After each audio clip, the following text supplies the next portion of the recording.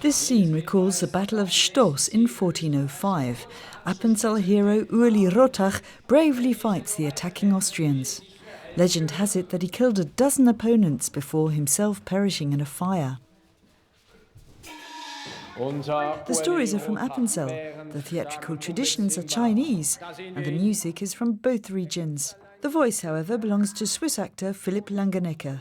Communication between us was a little difficult at first, but now it just takes a glance or a gesture to get across what you mean. It all works very well.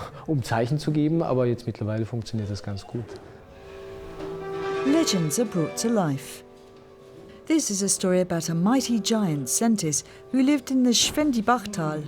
He took a liking to the many cute little houses in the valley and gathered up the little farms and people in his huge bag so he could play with them later at home. Luckily, a farmer who'd escaped the giant's grasp made a hole in the bag with his scythe.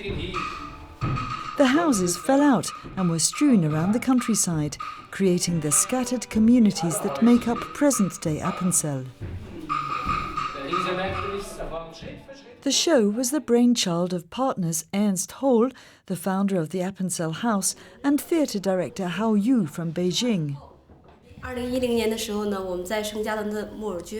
In 2010, we saw this shadow theatre in St. Gallen, and we were all very excited to have seen a Chinese shadow theatre in Switzerland.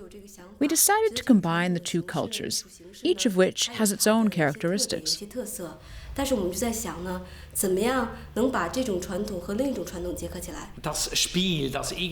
performance is called The Bear and the Needle, and it's supposed to intrigue and puzzle you. It doesn't approach the subject directly. The bear is ponderous and traditional. Everyone knows that. And this is part of our history. The needle is feminine and makes little digs. We're celebrating these differences here. Das wird dort zelebriert. Blut spritzt. Das ist ja voll verrückt. Das ist ja wie ein Krimi. We chose the Laoting troupe from the province of Hubei because they have lots of different characters in their performances, and the movements of the figures are agile and clear, and they're a very skillful troupe. Having chosen our partners, we began to translate the script into Chinese. Our partners then had to cut the figures to match the screenplay. The 5 puppeteers learnt their art as small children.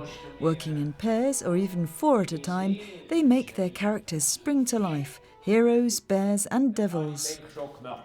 We're familiar with a lot of these figures at home, but we'd never had to play a witch before. We don't have that in China. Swiss witches move to Asian rhythms.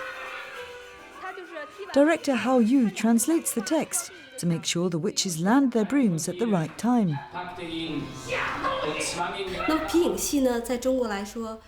At one time, shadow theatres were so popular that each village had its own troupe. These days, many shadow theatre groups are in crisis. There's a slump in the market. People aren't going to the theatre anymore. They prefer to watch TV or movies. Our original idea was to revitalize this traditional art by injecting it with new life, like a blood transfusion.